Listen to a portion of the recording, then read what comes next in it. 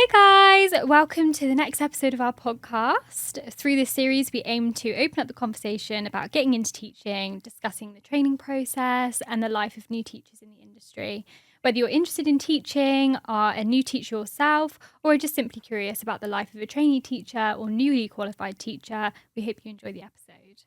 So for this episode, I will be talking to Lola again, but this time we're going to be talking about her placements. So hello, Lola. Hello. Thank you for joining us again.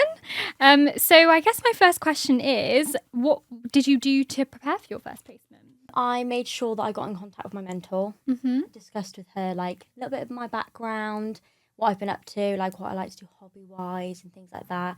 I researched into the school, so I went on the school website, had a look at like their ethos and like their beliefs as a school, and sort of got an idea of what the school's like and things like that, and made sure I knew where the area was. So I was really lucky. I got driven to placement by another girl who was on placement with me. Oh, that's really lucky. I know, yeah. really lucky. And she did a little test drive. So she tested the route before like our first day of placement. So she had an idea of like where she was going to make sure she got to the right place. And we sort of discussed between us as a group on placement, like timings, what time we're going to leave, and then kept that up as best as we could for our placement. That's nice. So that's quite a good that's good advice to maybe test out the route before, so you 100%. Know how long it's going to take you. Definitely. Maybe also at like the rush hour times where you would be going to the placements as well. Okay. And what sort of time do your teachers mostly get to work, did you find? And what time did you turn up? It depends on the school. Some school want to do there a bit earlier. Some schools don't mind. My school was a bit more flexible. Teachers sort of just came in when they felt like it. We sort of got there around like between 8:15 and 8:30. So like, and then school started at 8:45. Yeah. So on the days like where we were teaching, we'd go there a little bit earlier. But on the days where we were just sort of observing, we'd go a bit later because sometimes naturally it happens. People are running a bit late. Yeah.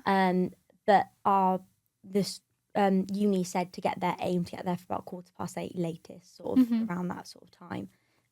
I suppose that gives you like a good half hour to kind of definitely, and like put our stuff down, help the mentor and class teachers sort of set up the classroom and things like that for the start of the day. So did most people like go and get themselves a coffee at the start of the day, like get in the staff room, or is it more like you're getting straight to it? We used to, every morning we go to put our lunch in the fridge at the start of the day, but mostly we just go straight to the classroom and just sort of put our bits and bobs away, and then like I said, help set up the classroom. The children would stack their chairs on their tables at the end of the day, so we'd go around take them all down. And things like that. Yeah. Did the teachers you were working with, like, would they give you like a rundown of the lessons and the lesson plan at the start of the day? So would that be like when you get in 8:15 or something, they would run down with you, or would you get that more at the end of the day? So end of working day, the day before, or would you know kind of what you were doing for the next day?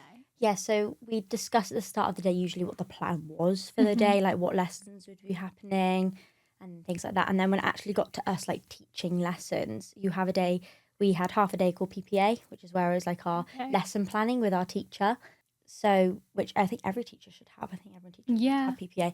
And so we'd sit down with her, especially during our block placement where we're in every day for 4 weeks. And we'd sit down with the class teacher and we'd plan together. Okay. So I was on placement with another girl in the same classroom with me, and usually we'd partner teach. Okay. And then to do some lessons teaching on our own and then some lessons partner teaching. And we'd sit down with our mentor and plan lesson together, especially during first year. Like, we were expected to plan with our mentor, not like on our own. The Reading University wanted us to plan like together as like a combined group. That's quite nice, I suppose, as well, the fact that you'll have like someone to bounce ideas off of as well, so it's not all on your... So when you go into your second year as well, will that be more planning on your own, or... Yeah, definitely. So our block placement is longer on second year. Okay. And a lot of more planning is like individual. I think we're in the classroom by ourselves next year, like not with a placement partner. But obviously that depends on the uni. Some unis send you off on your own, some unis send you off with partners. It just completely depends on the uni. But yeah, I think second year is definitely more like individual, your work, but you still get some support obviously from your mentor.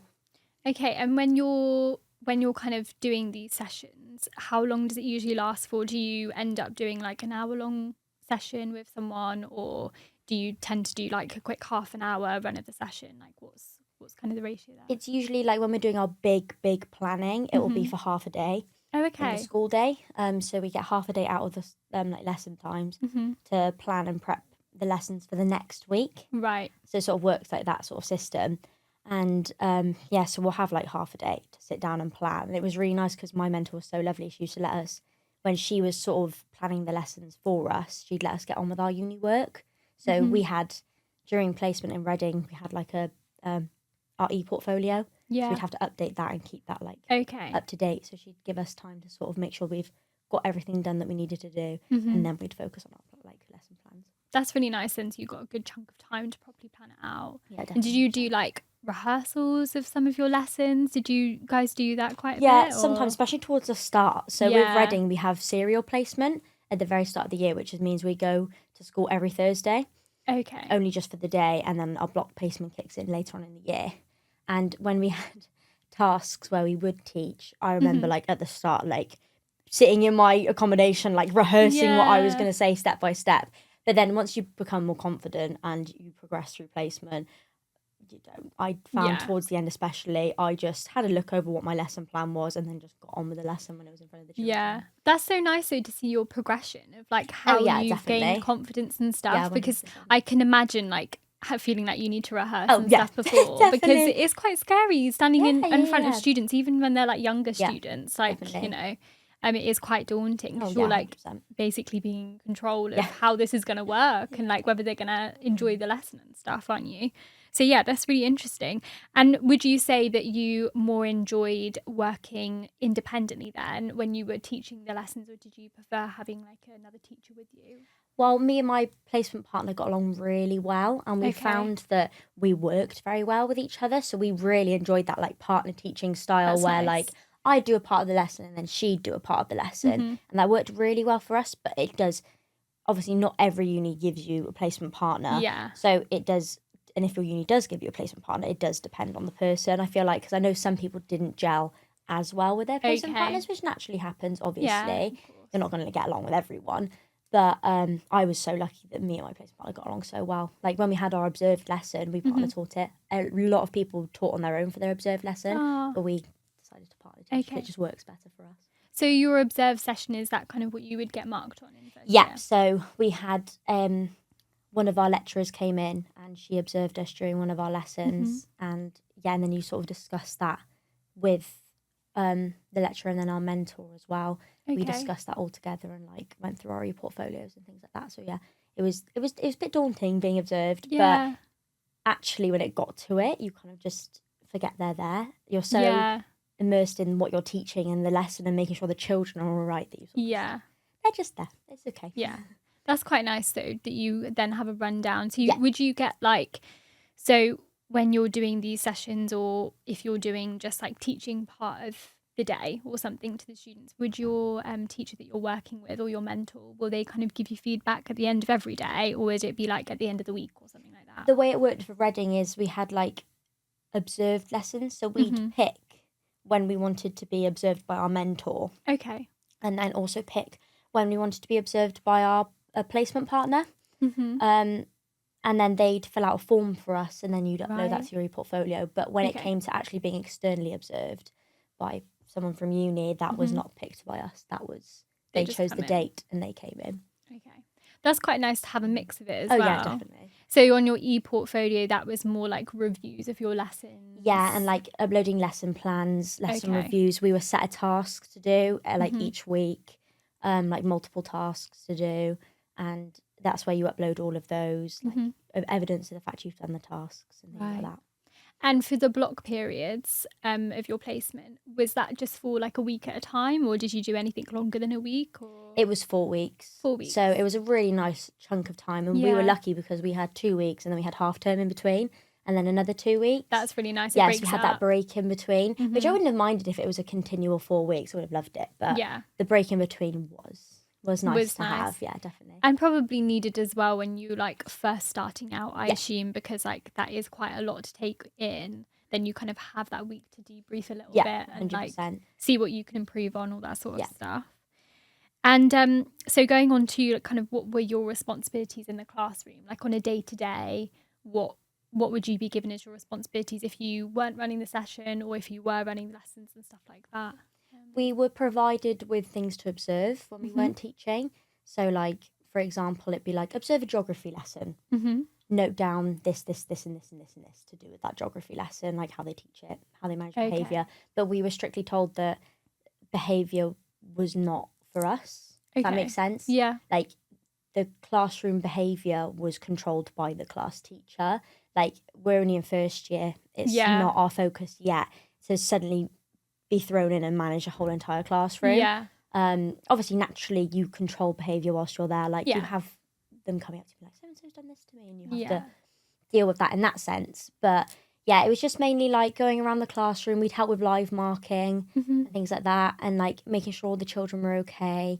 And whilst the teacher was teaching, we'd sit like at the back, but not all the way at the back. We'd sit like behind the children, sat on the carpet. So like we were still like kind of there and involved. And like if they weren't listening, you'd tap them and tell them to sit on their bottoms and things like that. So we're still very much involved in the classroom, but we're not strictly teaching in those moments. So with the live marking that you were talking about, is that more like when the children will bring up their work and then you'll be helping the teacher with the marking on the day? Yeah, so whilst they were in their lessons, we'd go around, well, it depends on the school, like what their system is, but with our placement school, they had green highlighter was for things they'd gotten wrong, and then yellow highlighter was for things they'd gotten correct. And we'd go around with our 2 highlighters and highlight the children's work. And then if they'd got an answer incorrect, they'd purple pen it, so correcting it, and we'd sit with them and go through with them. Right. How do we do this correctly and things like that. And so yeah, it wasn't necessarily that the teacher sat at the desk and the children gave the books to the teacher and the teacher did it. We'd walk around the classroom whilst the children, so even whilst the children were still doing their worksheet, we'd sort of do That's quite nice though, because it's kind of then they can work with you at the time and make the improvements they need to. So yeah, that's really interesting and kind of nice that you guys were involved enough to be able to do that, because it's a good experience. Okay, so going from that, basically, can you give us a bit of like a rundown, day in the life of, I suppose, as a student teacher, and what with like general timestamps, I guess, to how it works? I usually woke up around like 7ish. Obviously, have breakfast, get myself ready, make sure my room's tidy, because I used to hate coming home from placement to like an untidy room. So making sure that's sorted, and then we'd get in the car. Luckily, our placement was not far away, so it was half an hour drive away. It was lovely and chilled. Get to school, put our stuff away, and then the children would start off with their morning maths, which was they'd have a worksheet out, and the second they got on, the children knew they'd sit down and they'd do those morning maths. And then they'd have their register, and then they'd go to assembly, usually around 9ish, sort of. Come back, mark morning maths, and then they'd get on with the day. English and maths every day, and then different subjects depending on what day it was. And then my mentor particularly liked brain breaks, so like Daddy Go and things like that, where it gets the children's wiggles out. So they pop a YouTube video on, and like you get the children up dancing, and it definitely helped. We had quite a bubbly class, so sometimes distractions were quite easy. So I think having those brain breaks were really good for our children in particular. And then just sort of break lunch usual. We had lunch, I think it was half 12 till half 1, or 12 till 1. I can't remember. 1 and 2. And then end of the day, nice and chilled. The children usually they watch a news round every day at my placement, so it's like sort of like they get to know things that are going on around the world, which I thought was really good. And then usually we'd have a discussion with our mentor at the end of the day about like the day, what our tasks have been, and if there was any tasks where we had to like interview our mentor about something, ask her a few questions, we'd do that, and then go home. It was nice. Obviously, it's nice long days, but also not like it ends at 3. So still got the evenings and things like that. So it's definitely nice. So when would you usually like leave school? Would you have like a half an hour after that you'd be going through with your mentor? Usually, it depended on how long the conversation went on for. I think we used to leave like 3:45, 4ish sometimes. I think the end of the day finished around like 3:15. So we'd chat to our mentor for quite a while sometimes, which is nice, like discussing with her. And it wasn't even always like what we needed to do for uni, we also just had discussions with her, like just nice chats with her as well, which was really lovely because you were forming that like bond with your mentor, which definitely made a big difference for us. Yeah, that's nice. And when you were at your placement, so when you had that block placement, I assume you were at one school, but then with your other placements, did you go back to the same school or did you kind of go to a couple of different schools? We only had one school for the whole year. So when we had our serial placement, obviously we were going in once a day on a Thursday, we went to the same school, and then we had our block placement, we had the same school and the same class. So it was like nice. The serial placement was to let us get used to the school and like get to know the children. Then we had block where we were like properly teaching them. It was nice. We already had that sort of introduction to the children before actually like properly sitting down in front of them. And did you get to choose which school you went to, or did you just get put? No, you got randomly allocated to a school, and you also got randomly allocated to whether you did public transport or get taken by someone in a car. Oh, okay. Yeah, some people got public transport that was like an hour and a half away and things like that. So it was a bit full on, but we were really lucked out with the fact our school was so close and the fact one of the girls drove. We really lucked out. So do you think maybe next year you'll probably be going for a further one? Yeah, probably a further one and maybe public transport. I don't know. But I'm pretty sure, I could be wrong with this, because a girl in my second year house living with me is on the same course as me. Okay. And I'm pretty sure you can request to be with people on placement. Oh, okay. Because we're living together, it would make life so much easier. Yeah. But I'm not 100% sure if you could do that. If you could, it'd be perfect. But she's mentioned that to me. Yeah, so you'll play it by ear, yeah.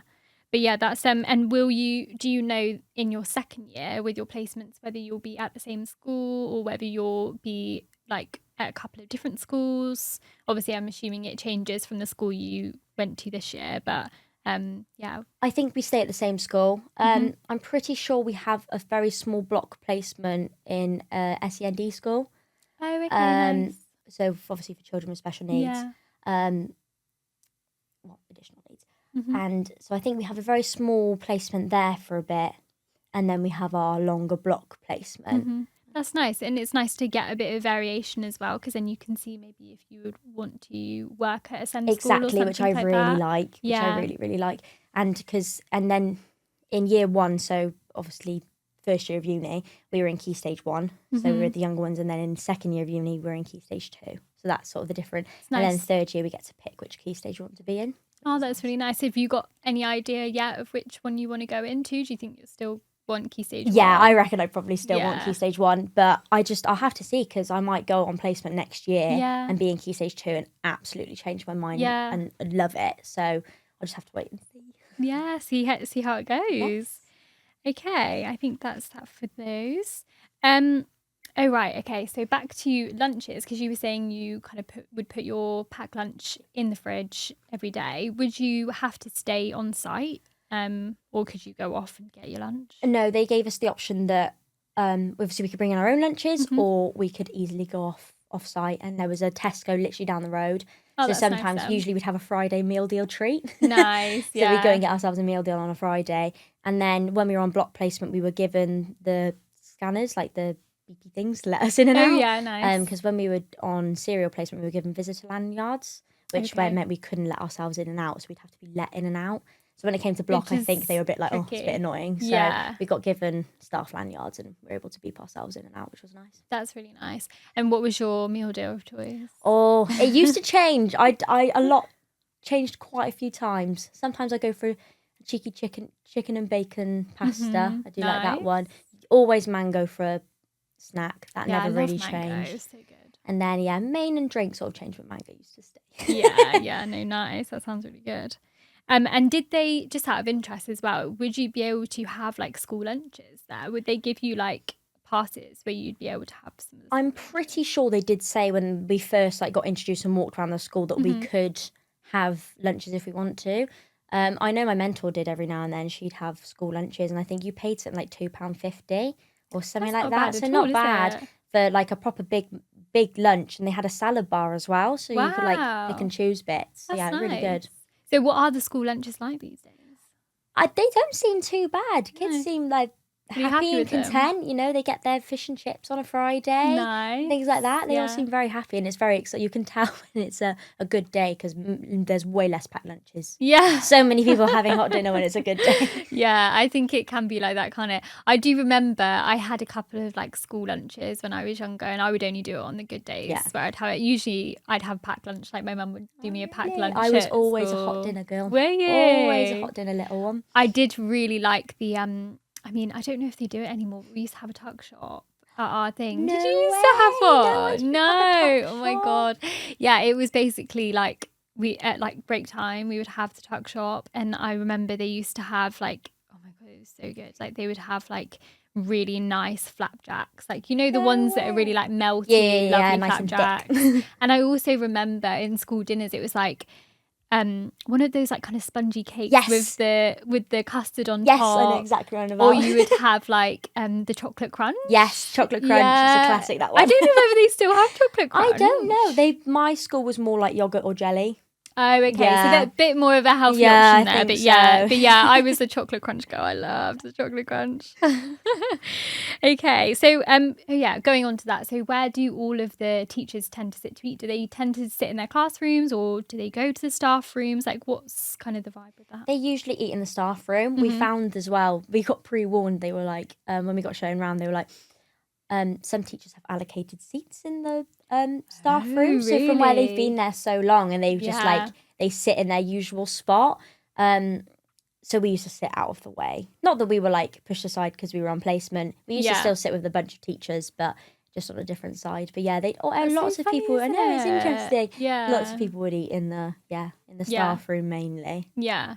Yeah, because I suppose then if you're in your classrooms, then people can come back in, and you don't have that proper break. Yeah, definitely. But yeah, that's interesting that everyone has their own thing. Their little spot. And like, out of interest, just because I'm being nosy, but is it do people like bring their own cups in? Does everyone have like allocated cups? Like, is that a thing? Like mugs to have tea in? No, I didn't really notice that. I think they mainly bring their own stuff in. I find recently a lot of teachers will have the like portable cups. Yeah. Like the hot cups that they can take into their classroom. They don't really have mugs as much anymore. I only really notice like the portable that's cups. kind of easier, I suppose, because then they can bring it in from home, and also they're things. covered as well, so when you take them into your classroom, like especially when they're in key school, stage 1, and the amount of times they're like in your face by here, like they're easily going to knock something over, or you know, slobber in the drink or something like that. Not very pleasant. No.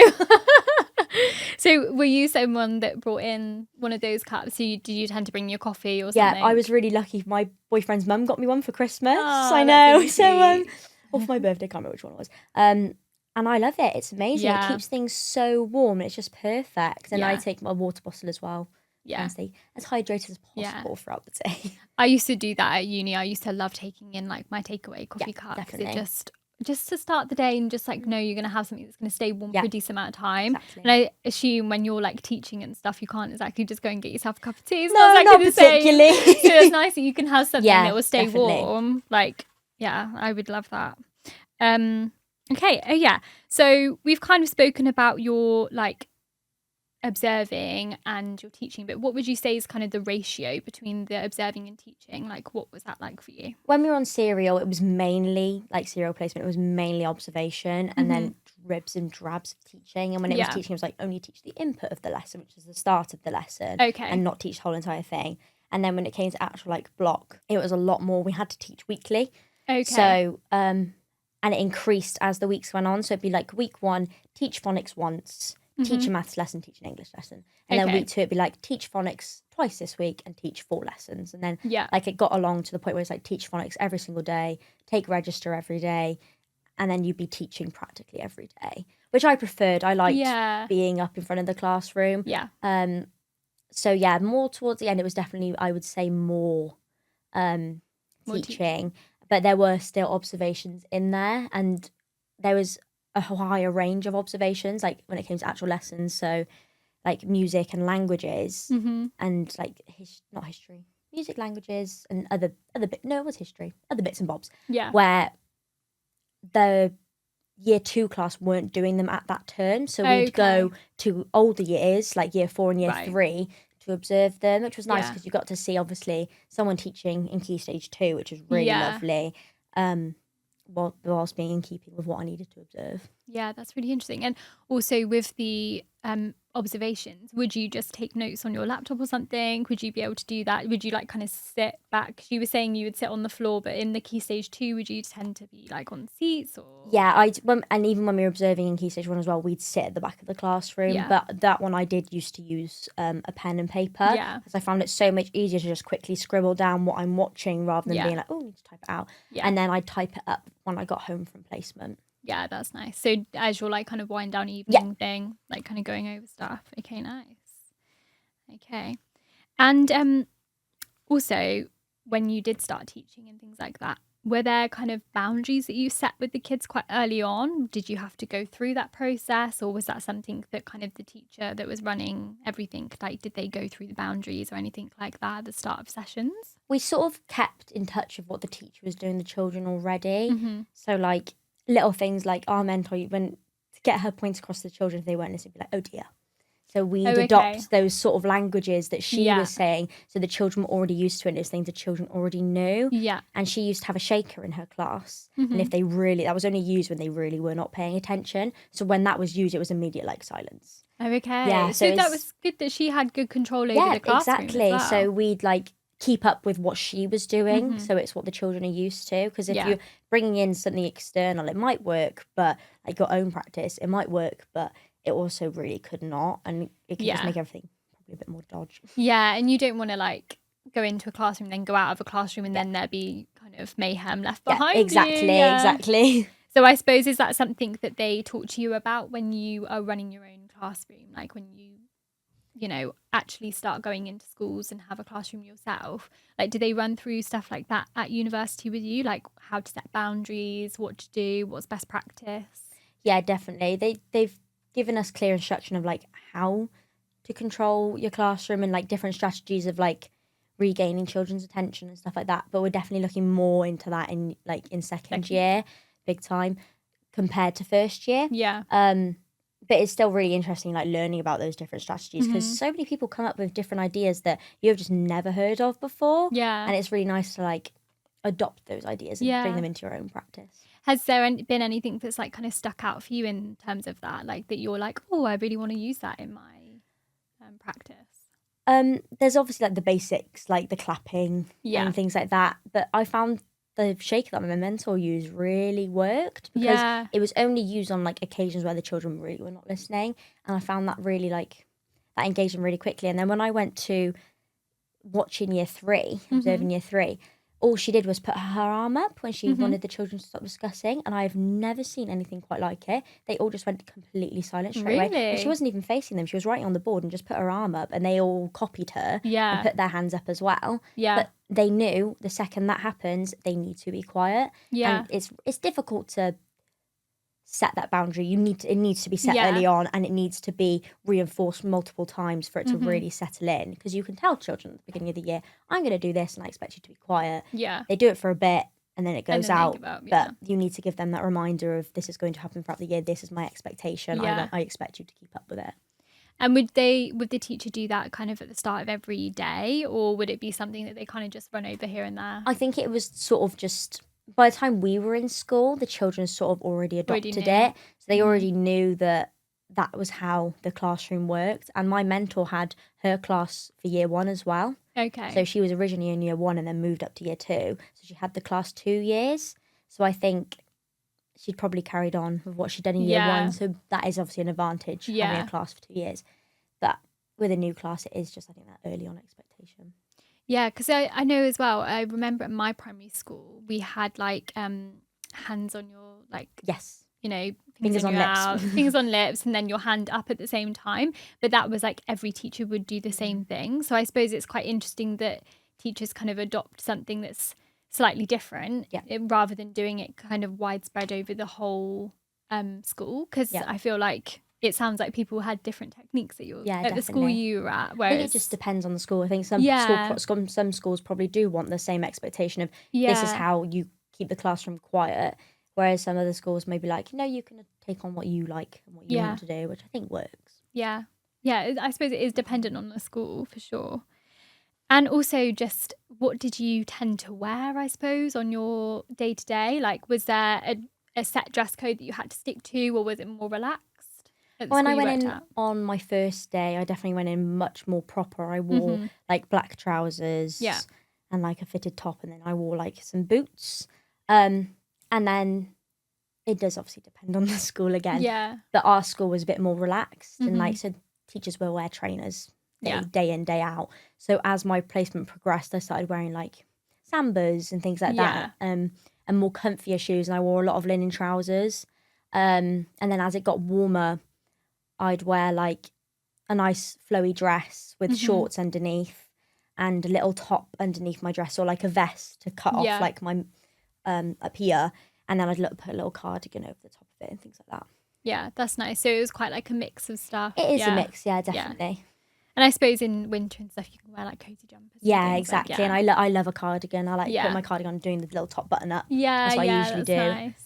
Because I suppose that again is different in all schools, Yeah. isn't it? Like I suppose some places are a bit more smart and some definitely are more relaxed. But it's nice that it was quite relaxed. It was really nice. That It was a bit more relaxed. It does definitely, especially when you're in like early years in Key Stage 1, you're on the floor with them a lot, like having to kneel down to get, because the chairs are like down here, having to kneel down to get to their level and things like that. Yeah, I can imagine that being a bit difficult if you've got something that's a bit smarter on, And what would you say are any kind of must-haves for people starting their placements? Like, what did you bring with you? It could be like a learning resource or something like that as well that you might have found really handy that maybe your teachers used as well. Like, is there anything like that you'd suggest? I think as I got along further in placement, I had a binder of like the class names, the children with additional needs, like what their needs were, and like I set it out weekly. And I put in my notes each week, and having that physical resource worked so well for me because I could use what I'd written down in my binder to then upload to my e-portfolio rather than having to think like and remember. I had it all in one place and thinking, I put this somewhere and I don't know where it is now. I knew I had it in there and it was going to be in there. Sometimes I didn't know quite where, but I knew it was in this binder. That was a no-brainer for me. I had to have something like that. That's a really good idea actually, because I suppose then you can keep track of things a lot easier. Exactly. But I think that's it for them. So now we're going to go on to a situation round. So basically we've come up with a couple of different situations. So some students may be thinking about teaching and kind of just to get your advice basically for different students. So we've got a scenario here so this is Liv. She's super organised, loves planning and was always the teacher at school in group projects. But she's terrified that she's not going to be good enough at the actual teaching bit. So what would you kind of give as some advice to Liv going into teaching? It's not easy being up in front of a class. I get that. It's quite daunting having 30 eyes staring back at you. But remembering that it's okay. Like there's been multiple times where I've been up in front of them and I've messed something up. Like I was teaching 2:15 and 1/4 and I spelt quarter wrong. And I had to be like, oh dear, Miss Wheeler did this wrong. Yeah. And they're fine with it. They don't mind. Like it's okay to make mistakes and not be perfect. And like just having that moment of relaxing yourself, but also like remembering you can be confident. Like if you've got that in your back pocket where like you've always been the teacher and things like that, it will be all right and you will be able to go up in front of them and you will settle into it. It takes time because obviously being up in front of a class for the first time is a bit full on and it's a bit like, oh my God. But it does take time to get used to it. It can take years for people to properly settle into a classroom environment and have that situation of being up in front of a class. But once you learn the children better, I do find that becomes a bit easier. Yeah, I think as well, I did like even some work as a TA in a drama school. And when I did do that, I found it really daunting when I first started it. And that would literally just be on a Saturday. So I wouldn't be doing it like long term really. But then even the more I did it, even though I only did it once a week, it did become a lot easier. And then I would sometimes take over the sessions from the teacher, which was really nice because then I found more confidence. So I think you're right. Just having that time of like practicing it and everything, not being too hard on yourself, especially with I think primary school age. Yeah, definitely. Because they don't know. Also, it's a good learning opportunity, I think, for kids at senior and primary school to kind of be like, okay, my teacher's actually like a normal person. Yeah, exactly. It's they're going to make completely mistakes normal sometimes. to make. Exactly. Yeah. Like I said about my example, that's a moment of almost saying to the children, it's okay to not be perfect. Yeah. It's natural to make mistakes. Like, Yeah. no one person gets everything right straight away. Of course not. It takes time. Yeah. No, that's really good advice. So now we've got Amira. She's 19. She's started a psychology degree but isn't loving it. And she's always liked the idea of teaching at school and is kind of thinking about transferring to education. But her parents are a bit skeptical. What would you kind of give as advice for Amira? I'd say look into it. Get your research behind you first. Like, look into teaching, sort of get an idea of like whether you'd want to teach primary or secondary, because that definitely helps. That helped for me anyway. And obviously with the parent thing, it's nice to have your parents' advice, and listening to them is always important, but also follow your heart. It's what you want to do at the end of the day. They can have an influence on it, but it's your career path. It's what you want to do. Yeah. Follow that. And if you're not enjoying your course, I couldn't think of anything worse than not enjoying my course and not having a good time. So I think, definitely look into it before you make any like rash decisions. Yeah. And then maybe even have a sit down conversation with your parents and be like, look, I'm not enjoying this subject. I think that this is a good idea for me going down a teaching career, and sort of speak with them about the positive sides of it and things like that. Yeah, I also think a lot of people don't realise as well that you could, because I didn't realise really before I learnt more about it, was that you can do like a psychology degree or an English degree or whatever degree you've studied for your 3 years, and then you can go on and do a PGCE. Yeah, exactly. I didn't even realise that was an option. Not many people do know that. No, because you kind of think that, oh, well, I'll be studying an education kind of degree and then I'll be going into teaching. You don't really think that you're going to be studying like a different subject and then be able to go into teaching. So I think that's also a good thing for people to know about, the fact that like you can decide to do teaching further down the line. But I agree completely with what you're saying about that. If you're not like enjoying the psychology, I think that would be really difficult to then carry that on. But I just found that really interesting. Because, you don't think of it. People don't think of it. And it's easy to do. Like, if you want to stick out that course, stick it out. And then you can do that at the end of it. And you can get the decision of where you teach then as well. Because you could teach psychology at secondary school or A-level or something like that. Yeah, exactly. That's another question as well. Did you find anyone that, if they were doing like a course like psychology or something, that then would do a PGCE, would it be something that they would be able to kind of go into a primary school still with something like that, or would they have to do like an extra? Do you know? I'm pretty sure you can. I'm not 100% sure with the PGC side of things, but I'm pretty sure you can teach in both. I know you can teach in both secondary and primary, but I'm pretty certain they can still go down the primary route with a degree behind them. Yeah, it's just an interesting one, isn't it? Because it's slightly different. Okay, so now we've got Ethan, who's 18. Ethan's finishing his A-levels and isn't sure what to study at uni. He likes working with kids and has done some coaching at his local football club. He thought about teaching but isn't sure if he'd be any good. Kind of what advice would you say to Ethan? Do you think teaching would be for someone like him that's maybe just done like the football clubs and things like that? Yeah, I reckon so. That's experience in itself. Like doing those football clubs, that's easily work experience for going into teaching. I'd say have a look at your options at unis, like go around, go to open days, things like that, have a nose at different courses, like especially if you're not 100% sure about teaching, go look at the teaching side of things, but also go look at maybe another course that you're interested in. So you've got like the best of both worlds, and then that can help solidify your decision.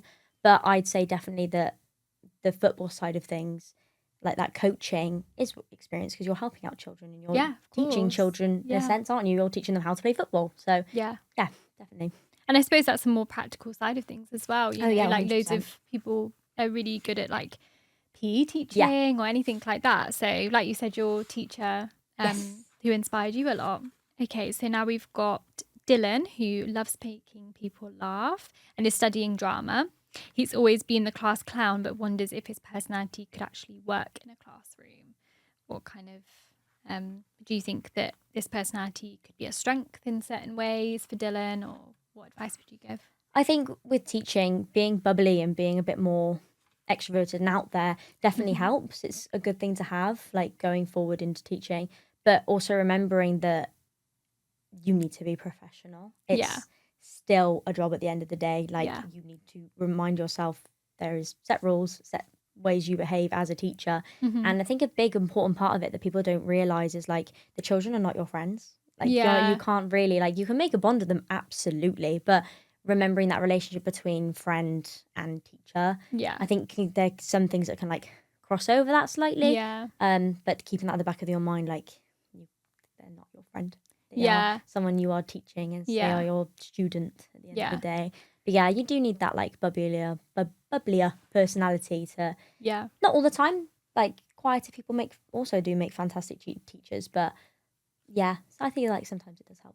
Yeah, I suppose as well, like you were saying, like them not being your friend necessarily, and you having to set those boundaries. I suppose at senior schools and stuff that can be a bit trickier, because especially if you're like teaching A-level students or anything like that, I think it can be a lot harder because you might be super close to their age, because you're like graduating and finishing maybe at like 22, 23. And then you're going in with A-level students that are like 18. So it could be like, you know, it can be a bit trickier to set that boundary. What advice would you kind of give about setting boundaries like that in like a secondary school setting? It is definitely difficult. Like, I think it's just sort of like, you can be close to them, you can be friendly with them. Naturally, it's going to happen. But like, I would just say it's keeping it ticking in the back of your head. Like, so if they've come to you with a problem, reminding them the whole safeguarding thing, like, you can speak to me about this, but if it's, I cannot promise you that I am going to keep it a secret. I'm going to have to tell someone. If it's something that's really bad or something like that, like reminding them that I'm here for you, but it's being there, but also protecting you and making sure you're safe. Yeah, that's a really good advice as well. So we've got like our now like roundup questions for this episode. So for my last two questions, what have you learned about your teaching style through your placements? I think whilst being on placement, I definitely took a big influence from my mentor. Like how her style of teaching, and like she definitely used the softer style of teaching, and like keeping that sort of softer tone with the children. And then when you like bring your voice up, it has much more of an impact. Like if the children are misbehaving, like I found that when I was teaching, I was very soft with the children and like quite bubbly and chatty with them. And then when they were misbehaving, using that sterner voice, and they were like, "Oh, okay, we've got to listen. You're being now. serious now." So yeah, having that, like, I prefer that rather than being like the nasty strict teacher all the time. I prefer being teacher, like the nicer teacher, and then when you need to be that teacher, you can be that teacher. Yeah, I think that's nice as well. That's almost like a boundary you're setting from the offset. Is like, you know, you're gentle and kind, but you know you can't misbehave. That's really good. And do you think that you have any further advice now for people that are going into a placement? Like, is there anything that you would say to people going into their placements if they might be worried about it or something? I'd say just make sure you feel as prepared as possible before you go, like having that, like I said before, having that understanding of the school. And then when you're in there, chat to the children, get to know them. I made sure I set myself a task. On the first day I went on placement, I was like, I'm going to learn all 30 names of the children. And I did. I managed it. I learned all 30 names. And like, just, I think that was the main thing for me, is building that bond and a relationship with the children, because it got to the point where I was there every day. So I wanted them to have a connection with me where they felt they could come and speak to me rather than just their teacher.